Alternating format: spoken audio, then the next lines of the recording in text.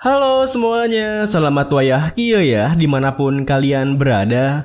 Kembali lagi bersama Mamang dan di video kali ini kita bakal lanjutin manhwa Ahli Pedang Keluarga Tang. Kita masuk di part 28. Di awal video ini, melihat tindakan Yosur yang seperti itu, anggota aliansi Black Death di sana pun sangat terkejut bertanya, Apa yang telah kau lakukan? Apa kau tidak takut dengan konsekuensinya, Yosuryon? Sembari menodongkan sebilah belati yang telah ia siapkan sebelumnya ke lehernya sendiri, Yosuryon tersenyum membalas, Konsekuensi? Jika aku bisa membalaskan dendam Ngakinhu, aku akan melakukan hal yang lebih buruk. Yang disayangkan yaitu, aku tidak bisa berbuat lebih dikarenakan kekurangan kekuatan. Sayang sekali, aku tak bisa menyaksikan secara langsung kematian Tuan Muda Keluarga Tang. Tapi aku percaya kalau sang ketua akan membalaskan dendam itu. Namun, belum sempat ia menusukkan belatinya, Yumyong telah lebih dulu memotong kedua tangannya. Lalu, bersamaan dengan teriakan kesakitannya, Yumyong pun memadamkan api yang membakar tubuh Yunho dengan tekniknya Absorb. Kemudian, setelah apinya benar-benar padam, Yumyong menatap tajam Yosuryon berkata, Apa yang baru saja kau lakukan tidaklah hanya melukai orang yang tidak bersalah, tapi juga menodai kehormatan dan pengorbanan dari sang swordsman. Kau menginjak-injak harga diri orang yang pantas dihormati, bahkan sebagai lawan dalam duel sampai mati. Jadi, jangan harap kau bisa mati dengan tenang. Mendengar perkataannya, Yosuryon pun menggigit bibir bawahnya bersamaan dengan Yumyong yang berpikir, Meskipun aku berkata begitu, bukan aku yang bisa menentukan takdirmu, itu ada di tangan ketuamu. Aku tak bisa membiarkan situasinya menjadi lebih buruk lagi. Lalu, di saat Yumyong berpikir seperti itu, Yosuryon berkata, apa kamu kira ini akan membuat Tuan memaafkanmu? Tidak, tentu saja tidak. Tidak peduli apapun rencanamu, itu sia-sia saja Tuan Muda Keluarga Tang. Hari ini, kamu akan mati di tangan sang ketua. Yumyong yang mulai terpancing emosi pun membalas, Mungkin aku harus mulai dengan merobek mulutmu itu. Namun, tepat setelah ia mengatakan itu, tiba-tiba saja ada seorang yang mendarat tepat tak jauh di dekatnya, hingga matanya pun terbelalak karena menyadari kekuatannya, bersamaan dengan Yosuryon yang tertawa begitu puas. Akhirnya Anda datang, ketua! Ternyata, orang yang baru datang itu adalah ketua aliansi Black Death, Yu Giljun, di mana perhatiannya langsung tertuju pada sang Myong-il yang tewas berdiri dan juga Yone yang terkapar di sana. Tentu saja, hal itu langsung memunyulut amarahnya, di mana aura sekitarnya langsung berubah begitu pekat. Bersamaan dengan Yumyong yang berpikir, itu ketua aliansi Black Death. Bukan hanya kesetiaan saja yang membawa ke bawahannya untuk bertarung sampai mati. Mereka berpikir, kalau lebih baik mati saat bertarung dibandingkan harus menghadapi kemarahannya. Baik Miryu maupun Yongyong tak bisa menahan kekuatan sebesar ini. Jika terjadi pertarungan, aku harus mengurusnya sendirian. Aku tidak bisa mengalihkan pandanganku darinya. Dengan pikiran seperti itu, Yumyong pun menarik keluar pedangnya. Namun baru saja ia akan melangkah, ia sontak dikejutkan ketika menyadari jika ketua aliansi Black Death telah melewatinya begitu saja. Yang mana berarti ketua aliansi Black Death itu mengabaikannya. Lalu di tengah keterkejutannya, di mana Yu Giljun melewatinya untuk melihat Hyunhye lebih dekat, Yosuryon berteriak memprovokasinya. Ketua, itu orangnya. Tuan Muda Keluarga Tang menghabisi Nine Ring Sword dan melakukan hal itu pada nona muda. Apa Anda tidak mendengar tatapan balas dendam itu? Tolong, habisi Tuan Muda Keluarga Tang sekarang juga. Namun, alih-alih melakukannya, Yu Giljun malah menyelimuti tubuh Hyunhye dengan jubahnya, lalu mengendongnya pergi dari sana. Hingga Yosuryon yang kebingungan pun berteriak, Tuan, apa yang Anda lakukan? Anda harus bertarung. Bukankah lawan Anda berada di hadapan Anda? Ketua, Anda mau pergi kemana? Ketua! Mendengar teriakannya, Yu Giljun pun menghentikan langkahnya dan tanpa berbalik ke arahnya, ia berkata, semuanya sia-sia saja. Lalu, bersamaan dengannya yang kembali melanjutkan langkahnya, Yosuryon yang tak mengerti maksudnya berbalas, sia-sia saja? Ini tentang membalaskan dendam orang kita yang sudah mati. Kemana Anda pergi? Ketua, kembalilah. Anda harus menghabisi bajingan ini sekarang Namun, belum sempat ia menyelesaikan kalimatnya, Yumyong menginjak lehernya menyelanya. Berhenti mengoceh. Bahkan, kesabaranku ada batasnya. Diamlah sebelum aku merobek lidahmu itu. Kemudian, Yumyong pun mengikat tubuhnya yang pingsan sembari berpikir. Situasinya di luar dugaanku. Rencananya yaitu untuk membunuh para pewaris di Sichuan, untuk menarik perhatian menuju kepada diriku dan mengalihkan penjagaan mereka ke utara saat sekte gabungan sibuk melawan Kultus Demonik. Tapi kematian anak perempuan dari sang ketua merubah segalanya. Hal ini telah melebihi alasan yang dapat dibenarkan. Sekarang ini hanyalah dendam pribadi. Lalu saat Yumyong berpikir seperti itu, Miryo dan Yungryong mendekat bertanya, kamu mau kemana? Kamu tidak berpikir untuk mengejar ketua mereka bukan? Yumyong yang telah bersiap untuk pergi membalas, benar, jika sekarang aku pergi, keluarga Tang akan berada dalam bahaya. Aku harus melihat hal ini. Kalian semua kembalilah dan tunggu aku. Tentu saja perkataan Yumyong sontak membuat mereka berdua terkejut. Apa? Jangan pergi. Kamu sendiri pasti sudah merasakannya. Ketua Lansi Black Death. Mereka bilang dia bahkan melampaui Jin Taeho. Yumyong menatapnya menimpali. Aku tidak ingin bertarung. Jika sang ketua memiliki alasan lainnya, dia tak akan menghabisi orang yang datang untuk berbicara. Miryo yang sama sekali tak bisa menghentikan rasa khawatirnya bertanya, dan jika terjadi pertarungan, apa kamu? Yumyong mengepalkan tangannya menegaskan, ya apalagi, sebagai tuan muda keluarga Tang, aku akan mempertaruhkan nyawaku jika hal itu mengancam keluarga utama. Kita beralih ke markas aliansi Black Death, di mana tabib di sana tampak sangat ketakutan setelah memeriksa kondisi Yeonhae. Saya benar-benar minta maaf ketua. Kami melakukan semua yang kami bisa untuk menyelamatkan nona muda. Tapi apinya tanya melukai kulitnya, tetapi juga bagian dalam tubuhnya. Mengingat tubuhnya yang memang rapuh dari awal, dengan berat hati saya mengatakan nona muda telah tiada. Mendengar hal itu, seketika itu juga bayangan Yeon dan Sang Myung-il yang tersenyum bahagia terlintas di pikirannya. Ditambah lagi, ia juga mengingat perkataan ketua sebelumnya yang mana berkata, Giljun, jika aku mati, kau harus memimpin aliansi Black Death. Dan mengenai Yeonhae, tolonglah rawat dia seperti anakmu sendiri. Aku mohon padamu ya. Ingatan itu pun membuat Yu Giljun berpikir.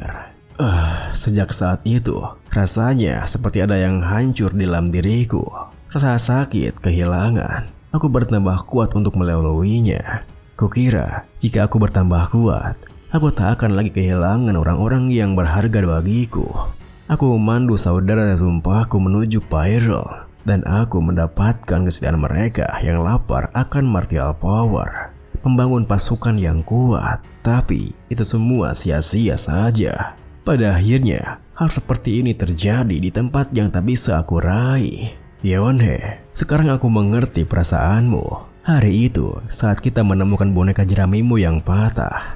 Dulu, kau menangis seharian. Dan hari ini, aku merasa seperti bisa membelah langit karena kesedihanku.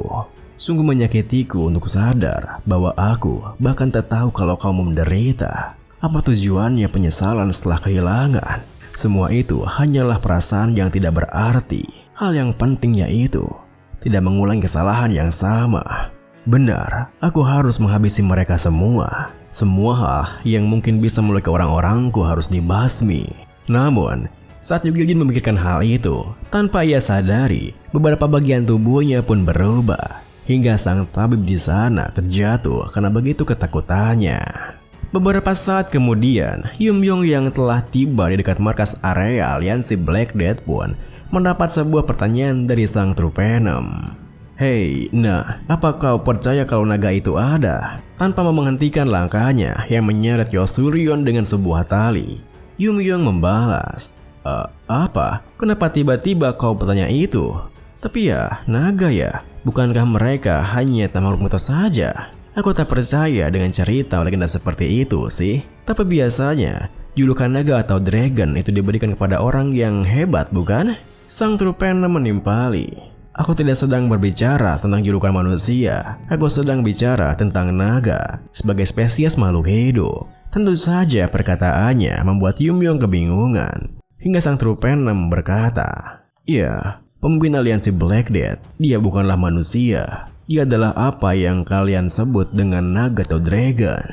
Mendengar hal itu, seketika itu juga Yumyong tak bisa percayanya pun menghentikan langkahnya, yang membuat sang Trupenem menjelaskan, naga tidak memulai dengan wujud penuhnya. Mereka terlahir ketika energi langit dan bumi bercampur menjadi satu, lalu mengambil wujud sebagai anak manusia. Kemudian selama perjalanan hidupnya, mereka akan bertransformasi menjadi naga seutuhnya.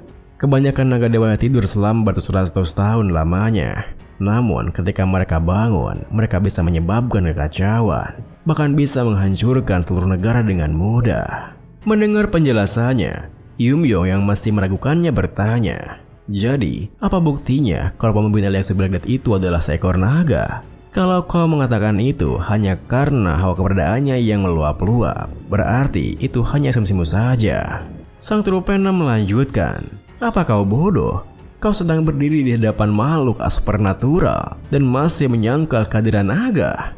Apa kau ingat siapa orang yang kulayani sebelumnya sebagai familiar? Menurutmu, kenapa Mu Yonggik membuatku tetap bersamanya?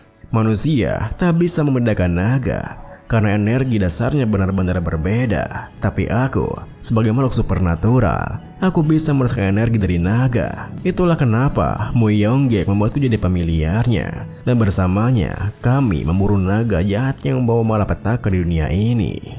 Mendengar hal itu, meskipun sempat merasa kesal karena sang Trupenem menyebutnya bodoh, Yumyong yang menjadi suatu pun terdiam berpikir. Sebentar, jadi si pendahulu itu memburu naga. Semakin banyak aku mendengarnya, semakin sulit untuk aku percaya. Tapi mendengar hal itu dari makhluk supernatural yang berusia ribuan tahun, berarti memang ada kebenarannya. Hanya saja, seberapa kuat Mu Yonggik sampai berani memburu naga? Kalau menggunakan keterampilan berpedang di kehidupanku yang sebelumnya, apa aku juga bisa melawan naga? Dengan pikiran seperti itu, Yumyong pun bertanya, "Jadi, karena dia adalah naga, apa itu berarti dia harus dihabisi?" Sang Trupenem menjelaskan, tidak semua naga itu jahat. Ada kasus langka, seekor naga yang berubah jadi baik yang dikenal sebagai Azure Dragon. Awalnya, peran untuk menghentikan naga jahat itu adalah tugas naga Azure Dragon itu. Tapi, Mu Yonggik masih belum tahu banyak tentang naga pada saat itu. Dia salah mengartikan Azure Dragon sebagai naga yang berbahaya lalu menghabisinya. Setelah itu, terjadi banyak perselisihan dengan pemburu yang bekerja sama dengan Azure Dragon untuk menganggap naga-naga yang jahat. Sampai kemudian Mu Yonggik menyadari kesalahannya, dan dia memutuskan untuk memburu naga jahat untuk membayar kesalahannya karena telah membunuh Azure Dragon. Dan itu adalah saat sebelum aku ditangkap. Bukan, tapi bekerja sama dengannya sebagai familiarnya. Mendengar hal itu, Yumyong pun kembali terdiam berpikir, jadi itu ceritanya. Kenapa dia berakhir menjadi pemburu naga? Tapi ternyata cuma mau sombong saja ujung-ujungnya ya. Namun di saat Yumyong berpikir seperti itu, sang Trupenem kembali melanjutkan, "Oh iya, tapi bukan itu intinya. Seperti yang kubilang sebelumnya, naga terlahir dengan tak mengetahui kalau mereka adalah naga. Mereka menjalani hidup mereka sebagai manusia, dan bahkan juga membentuk hubungan dengan manusia. Dan selama hidup mereka tumbuh dan berkembang, jika mereka menjalani kehidupan yang positif, mereka bisa menjadi naga baik seperti Azure Dragon. Tapi jika emosi negatif lebih dominan pada kepribadian mereka, mereka akan jadi naga jahat." Yumyong yang mengerti maksudnya berkata, "Emosi negatif bisa membuat menjadi naga jahat? Sebentar, kata bermaksud ke..." Namun, belum sempat ia menyelesaikan kalimatnya, sang Trupenem langsung menyelanya. Benar, naga itu, pemimpin aliansi Black Death. Dia telah kehilangan saudara sesumpah dan putrinya dalam satu malam. Saat ini, tepat di depan kita, dia pasti sedang berada di ujung kawah kening menjadi naga jahat. Meskipun Yumyong tahu akan hal itu, dirinya tetap melanjutkan langkahnya. Hingga akhirnya ia pun tiba di depan aula markas utama aliansi Black Death, di mana ia harus menunggu terlebih dahulu saat penjaga di sana melaporkannya pada ketua mereka. "Lord, Tuan Muda keluarga Tang, meminta untuk bertemu dengan Anda. Dia bilang ingin meluruskan kesalahpahaman yang terjadi. Yu Gil-jun yang tak bisa menahan amarahnya pun langsung mencengkeram sondaran kursinya membalas. Biarkan dia masuk. Dengan begitu, Yum Yong pun dipersilakan memasuki aulanya bersama dengan Yu Gil-jun yang berkata, dia bilang ingin meluruskan kesalahpahaman. Jadi, mari kita dengar apa yang akan dia katakan. Dia sangat putus asa sampai berani masuk ke dalam sarang singa sendirian. Dia pasti ada maksud tertentu. Lalu, melihat beberapa anggota tubuhnya yang telah berubah, meski Yum Yong bertanya-tanya, apa Yu Gil-jun benar-benar seekor naga dan bukan seorang manusia, dirinya tak bersikap tenang tatkala menuturkan. Pertama, aku ingin menyampaikan penyesalanku tentang apa yang terjadi di pertemuan si Chuan. Si pembawa acara, pemimpin sekte Transforming Heart, membuat putrimu sebagai sandera dan menggunakannya untuk membuatku melakukan duel dengan Nine Ring Sword, memaksa kami untuk duel hidup dan mati. Tepat setelah Yum Yong mengatakan itu, Yu Gil-jun pun mengangkat tangannya, di mana menarik Yo Suryon ke arahnya sembari berkata, sepertinya kau sudah kelewatan. Yo Suryon sendiri yang kini lehernya dicengkeram oleh Yu Gil-jun berteriak, Lord, tolong dengarkan saya kali ini. Sayangnya, belum sempat ia bisa menyelesaikan kalimatnya, Yu Gil-jun membakarnya dengan teknik Red Fire Lotus sembari menyelanya. Tak perlu lagi, apa kau takut dengan apa yang mungkin aku lakukan?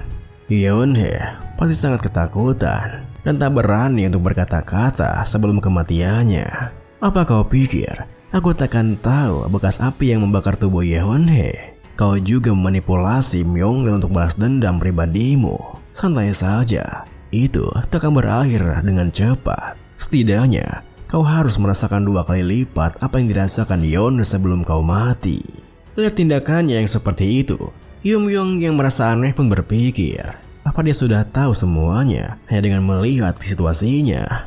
Mungkin kau bisa bicarakan ini.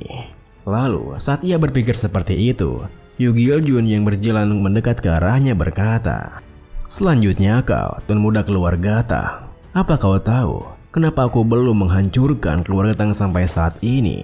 Berbeda dengan penampilan luarnya, Yeon-hye sebenarnya menderita penyakit yang tak bisa disembuhkan. Dan dia tak bisa mempelajari seni bela diri. Hanya belajar seni bela diri dasarnya saja bisa membuatnya sampai memuntahkan darah. Bahkan pengobatan terbaik dari wilayah seberang sampai dokter terkenal pun tak bisa menyembuhkannya. Itulah kenapa aku memegang harapan kalau mungkin racun dari keluarga Tang bisa menyembuhkannya dengan cara menggunakan racun untuk melawan racun.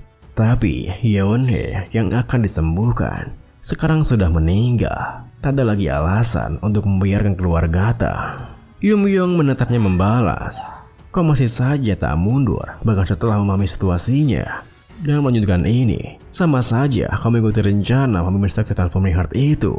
Yu Gil-jun menimpali, dasar bocah tak tahu diri. Apa kau ingin bilang aku berhasil dimanipulasi? Bukankah kau membawanya ke sini untuk menghindar dari kemarahanku? Menyedihkan sekali kalau kau berpikir kau bisa keluar dari ini hanya dengan beberapa patah kata. Tak peduli apapun yang terjadi di balik ini, kematian putri tercintaku juga terkait dengan sekte yang kau banggakan itu. Aku sudah pernah kehilangan satu dulu, dan hari ini aku kehilangan 2 orang terdekatku. Aku takkan hanya diam saja. Semuanya yang terlibat dalam masalah ini, termasuk juga dirimu, semuanya akan mati sampai kemarahanku terpuaskan. Mulai sekarang, ini bukan hukuman dari aliansi Black Death, tapi ini adalah pembalasan dendam pribadiku dan akan dimulai dari keluarga Tang. Mendengar perkataannya, Yum Yong pun bersiap dengan pedangnya sembari berpikir, sepertinya sudah tak ada lagi jalan untuk menghindari pertarungan. Namun saat Yum Yong berpikir seperti itu, Yu Gil-jun kembali melanjutkan, ya sebaiknya kau bersiap. Beberapa saat yang lalu, semua pasukan aliansi Black Death, termasuk Six Master yang lainnya, sedang menuju ke kediaman keluarga Tang. Setelah aku selesai denganmu, aku akan langsung menyusul ke arah sana dengan cepat. Tepat setelah ia mengatakan itu, Yum Yong melesat maju menerjangnya sembari berpikir, apa? Kalau apa yang dia katakan itu memang benar, berarti keluarga utama sedang dalam bahaya. Aku harus menyelesaikan ini dan kembali secepatnya. Namun saat ia berpikir seperti itu, ia memang dibuat terkejut ketika melihat Yu Giljun yang bisa menangkis pedangnya dengan setangan saja. Ditambah lagi, Yu Giljun menegaskan, setelah aku kehilangan kakak tertua aku karena tindakan sekte ortodok, hanya karena dia bagian dari unortodok, Xingheng, Wudang, Emei, aku menghancurkan semua sekte ortodok yang membuat kakakku mati dengan tanganku sendiri. Kali ini adalah giliran keluarga Ta, tapi tak akan berakhir di situ saja. Aku akan melenyapkan seluruh paksi murim yang ada di dataran tengah untuk menyingkirkan semua ancaman yang akan datang. Video ini pun diakhiri dengan bersamaan dengan Yumbyong yang menatapnya dengan tajam. Yu Giljun pun menekankan, mulai dari sekarang dunia ini harus menanggung beban kemarahanku.